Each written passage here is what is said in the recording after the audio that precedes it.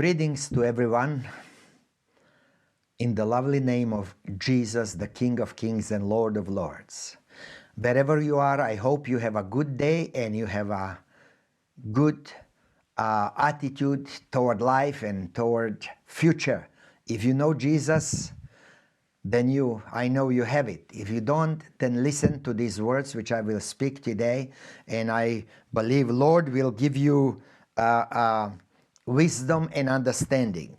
Today I would like to spend some time on the Word of God, which is written in the Second Peter, Epistle of 2 Peter, chapter 1. And I will read from the verse 1 and we will be discussing it, okay? Verse 1, Simon Peter, a servant and an apostle of Jesus Christ, to them that have obtained the precious faith with us through the righteousness of God and our Savior Jesus Christ. Obtaining faith is not through our righteousness or our goodness or our ability. Faith does not come. You cannot produce faith. I cannot produce faith. Faith comes from our God. God gives faith, and God has given faith to the world. Now, how come not all, even Paul the Apostle writes one place, he said, not all people have faith. Why? Because they refuse it. They rejected it. But if they just turn attention, if they pay attention what God has done, what God is doing, and what God will do, they would probably grow in faith, because God has given faith to the whole world. We who accepted the faith, we have a measure of faith, and measure of faith is given to us all, and by the measure of faith we walk and we trust God, and we develop that faith which God has given us, that measure God has given to our hearts. Now we are to work on and we are to develop. Now in verse 2 it says, grace and peace be multiplied unto you through the knowledge of God and of Jesus our Lord. So grace of God, which is the free gift to the whole world, it is multiplied through the knowledge of Jesus. If I want to grow in faith, if I want to be stronger in that gift of God, that faith which God has given, then I must apply myself to know Jesus. I must spend some time. I must put some effort to know Jesus, who He is and what is He doing. And through this knowledge, more I know about Him, more I know Him personally, my faith will grow. Because once you know that He is with you all the time, once you know that He loves you, once you know that He is powerful to keep you and so on, your faith and your confidence will be growing. And that's what God wants us to do. That's how God wants us to conduct ourselves in this world. I'm reading now another verse. Verse 3, according as His divine power hath given unto us all things that pertain unto life and godliness, through the knowledge of Him that hath called us to glory and virtue. Now first, He called us to glory and virtue. Jesus did not call the world, all of us, into shame and defeat, but to glory and virtue. Now, glory is something that comes from God. When God glorifies you, then you are glorified, and nobody can take that. When you get glory of man, you can lose it. But God's glory, nobody can take that unless you allow Him. And so God has called us to glory and virtue. Virtue are those qualities that we have as Christians after we submit to God's will. And virtue comes generally from us. Glory comes from God and virtue comes from us. We produce, we apply ourselves, we live And the Holy Spirit is helping us to produce. That's the fruit of our life. Virtue, let's say love, let's say forgiveness, let's say goodness of heart. All this will come only if I apply myself, if I allow the Holy Spirit to lead me, and we together work with the Holy Spirit and produce this fruit. And so glory comes from God and virtue comes from us. We kind of give it to God. God give us glory, we give him virtues. Somebody said, God give us life and we give him character. So in character, we produce virtues or we produce some negative things. So character is very important in God's eyes. And so, according as his divine power has given unto us all things that pertain unto the unto life and godliness. So God has given us everything. Many people say, oh, I cannot do this, I cannot do that. You see, those are excuses which we use, but God has given us these virtues. God has given us this power actually to produce virtues. Everything he has given us what is needed for godly life. And so when I will stand in the presence of God at the judgment, I will have no excuse to say, Lord, I did not have equipment, I could not live righteous life in the world. That would be a very lame excuse, and God will not accept it, because he provided all that I need to virtuous life and to godly life. Everything that I need to godliness, he has already given me. And so I have it. Praise God. You have it. We can produce a life that would please God if we want. If we want. You see, it's up to us. Some people say, oh, if I only can have that. Yes, you can have that. Yes, you can have that. Oh, if I only have faith like you have. Oh, yes, you can have that. God is giving that to you and you have it, and there will be no excuse. Just you need to, by faith, reach and take it. Jesus is giving and offering that to you. Now, let's look this fourth verse, which I would like to concentrate more on. Fourth verse is jewel. Fourth verse is rich in all what God is really doing with your and my life. Is tremendous. Let's see this fourth verse. Whereby are given unto us exceeding great and precious promises, that by these ye might be partakers of the divine nature, having escaped the corruption that is in the world through lust. First of all, let's see this corruption that is in this world is corrupting every living person. Corruption will not be in heaven. So if I am corrupted, I will not go to heaven. This world and things in this world are corrupting people. Now, corruption comes through practicing and believing and looking and loving these worldly things. They corrupt our lives, and we cannot be what God wants us. But Bible says that we have to escape those corruptions. And how do we escape? As we read in the verse, the word of God says, having escaped the corruption that is in the world through lust. And so how do we escape this corruption? By Jesus Christ, by his power, by his love, by his virtues. And so whereby are given unto us exceeding great and precious promises, that by these ye might be partakers of the divine nature. Now, but you have to escape first the corruption of this world, then the promises of God will start taking effect in your life, and you are becoming more and more like God, and divine nature comes into you. So while you are in this flesh, while you are like human, like any other human in this world, and people see you as human, you already live a higher life, you live deeper life, you live you live full life, and that full life is really more and more leading you into receiving that divine nature. You see, when you escape worldly things, more you are separated from that, and Bible calls that holiness, separation. When you are holy, when you are separated from the world and worldly things, when they lose effect on your life, then something happen in you. Hallelujah. Then something happen in you, and that what happened in you is changing in your life.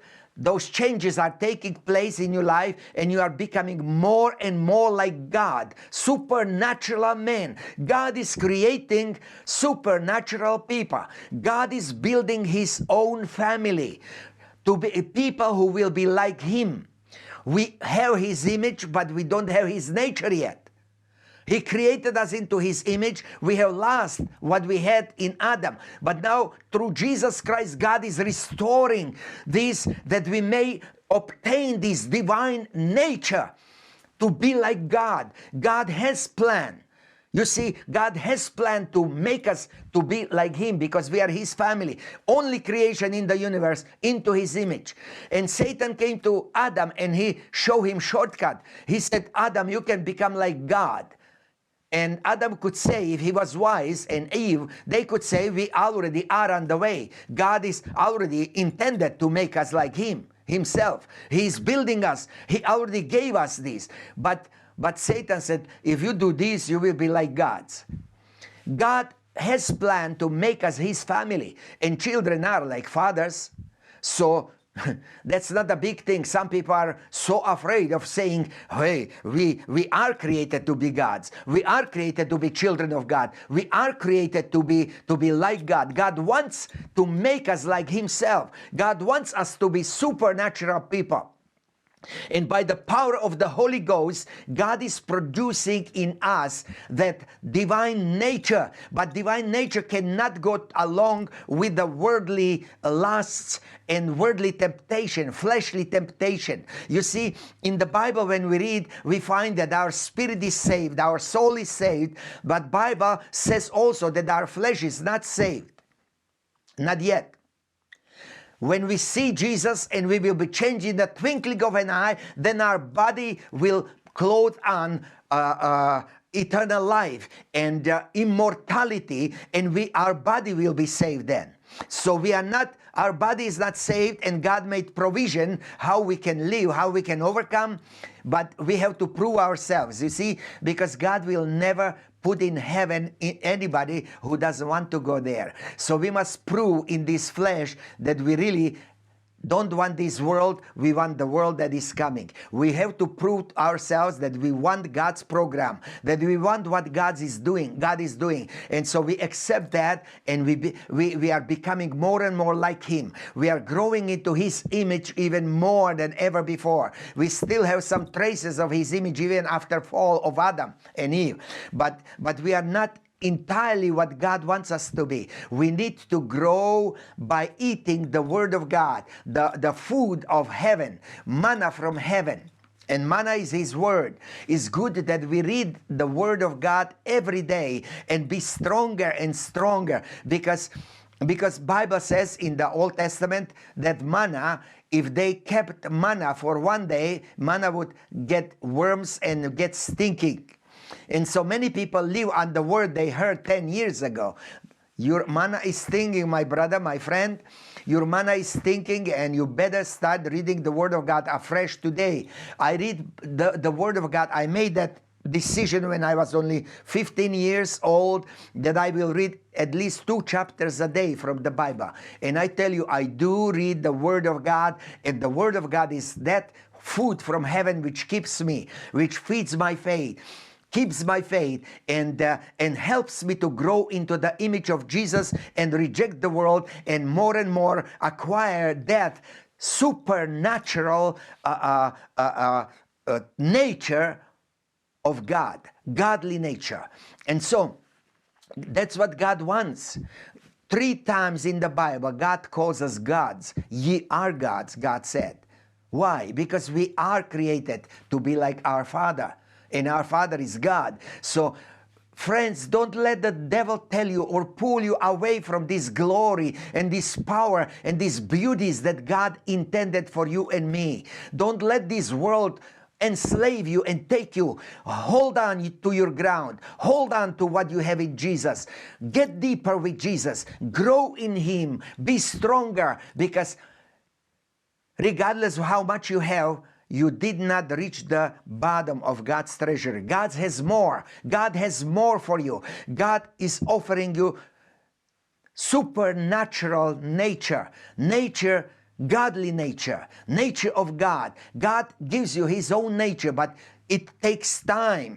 It takes time of rejecting this world. It takes time. You have to prove yourself, and you grow into that. And that divine nature you are receiving daily, but it takes time. You must be steady. You must prove yourself that it is not just temporal excitement, like for 5 minutes I want to be like God. I want to have His nature. I want to be His like His image. I want to be like God intended for me to be, and that's not just for 5 minutes. Some people get excited for a day or two, or month or two, and year or two. But my friend, if you are steady and steadfastly hold, you are growing and growing, and God is building you by the power of the Holy Ghost, and you are becoming something like Superman. Something superwoman, supernatural being. You and I are to be a miracle to this world. We should be so oozing by the Holy Spirit that when we pass on the street by some people, they should know, they should feel that there is something different in us. And then when people see God in us, when people see this transformation, when people see this supernatural nature in us, they will ask, what do you have that I don't have? I had this question so many times. And they say, can I have that what you have? Of course you can have. I'm not special. I'm special because God made me. But who is special is the one I hold hands with. It is Jesus who is special, and He's building me into His image, and He wants to build us all into His image. So it is not that I'm above somebody. No, I just hold His hand for many years and serve Him and grow into His image. Hallelujah. And I'm acquiring that supernatural nature, and I see miracles, and I see power of God displayed in every place I go. Hallelujah. All over the world, God is real. Some people say, how can I know? You need to get closer to Him, because if I just explain to you, if I just tell you, that's nothing. But if you experience, if you live that, then you will know, yes, He is real.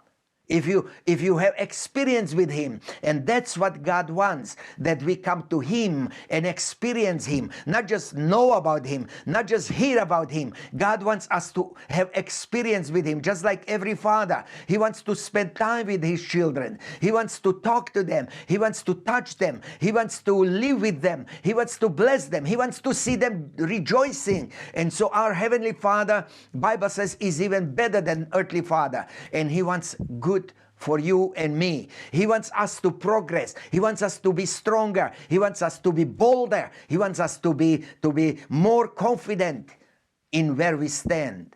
And that can happen through process. If we allow that process, God is trying to lead us, but many of us resist.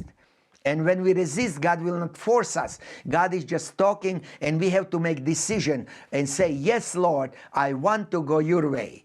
And today, if you are Christian, this is the way God wants to lead you, to be stronger, to acquire more power, more anointing, and to be more and more supernatural. You are to acquire the divine nature. You know, that's something supernatural. That's something unusual. That's something beyond our understanding that God is offering to us human to have that divine nature.